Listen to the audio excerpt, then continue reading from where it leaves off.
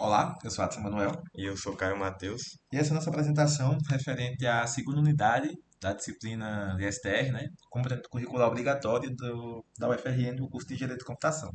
Então, o objetivo desse trabalho foi criar um programa que gerenciasse os processos que que estão rodando no computador, né?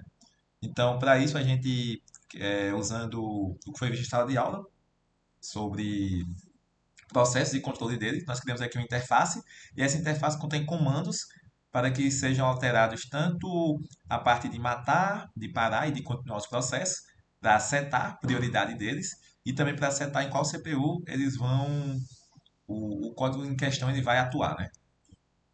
Bom, então a nossa interface ela contém aqui na primeira coluna o nome dos processos, na segunda coluna a porcentagem que está consumindo da CPU, aqui tem o ID dos processos e aqui o usuário que está executando. E aqui embaixo tem um botão para a gente filtrar o processo, para facilitar a visualização.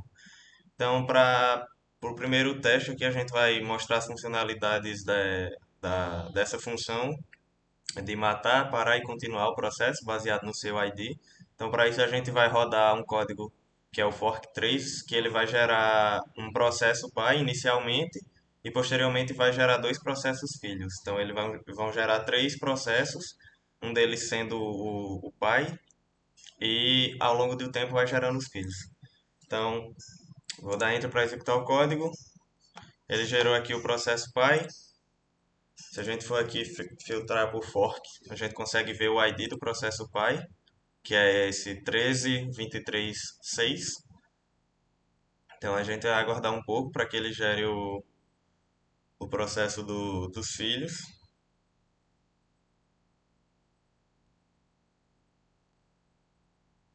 E quando ele gerar o processo dos filhos, a gente vai poder mexer um pouco com eles. Ó, gerou aqui o primeiro filho.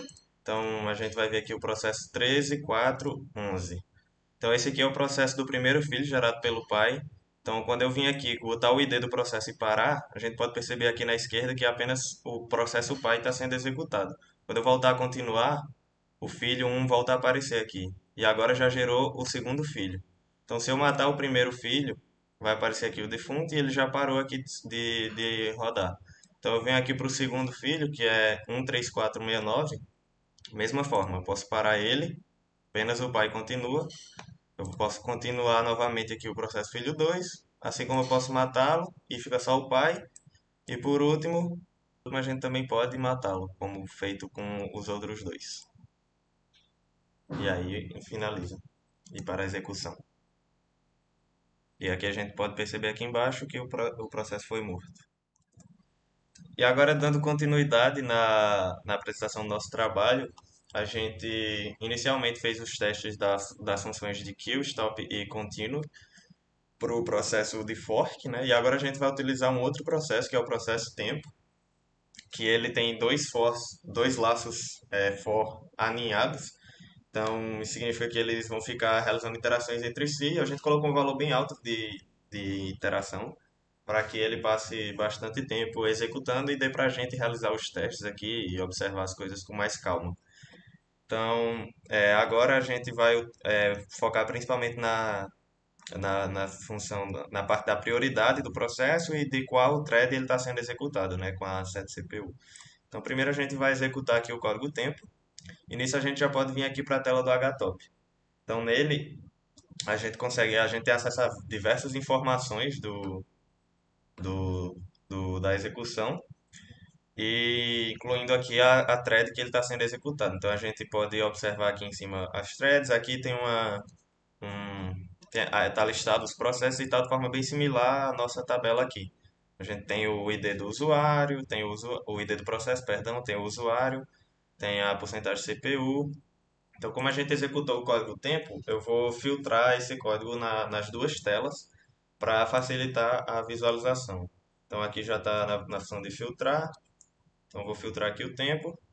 E aqui também a gente pode observar que a CPU dos dois está em 100%, mas como eu comentei, a gente vai focar principalmente aqui na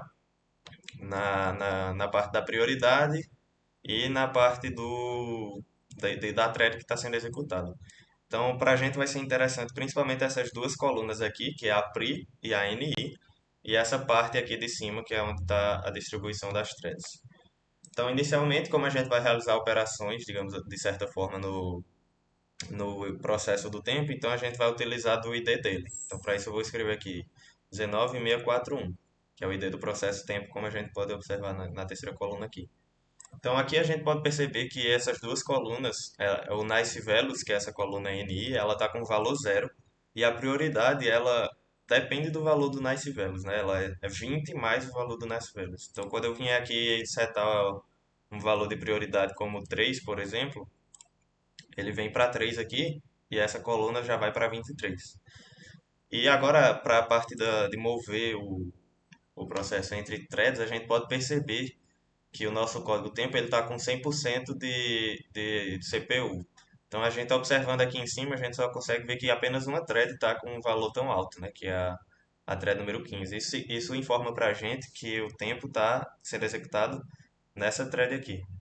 Então, quando a gente vier aqui para set CPU, a gente pode variar qual thread que ela está sendo executada. Então, a gente colocar aqui 6, por exemplo, ele vai acabar indo para thread 7, né? Porque ele sempre vai um a mais do que o valor que a gente coloca aqui. Mas vocês podem perceber que ele saiu da 15 e já foi direto para 7. Então, se eu quiser que ele vá para 10, por exemplo, eu vou colocar aqui o valor 9, ele já vai ser movido para décima. Então, nisso a gente pode ficar movendo o processo entre as threads. A gente também pode, novamente, né, variar a prioridade, colocar um valor de prioridade 5 aqui, por exemplo. Esses dois valores aqui vão variar, tá vendo? Então, essas são as funcionalidades aqui da nossa função de prioridade e da função do set CPU, que é para mover o processo entre as threads. Tendo sido explicitado como nossa interface funciona, né? Agora a gente parte para explicar um pouco sobre o código. Então aqui tem algumas bibliotecas que são chamadas durante a nossa implementação. A gente tem a função main window.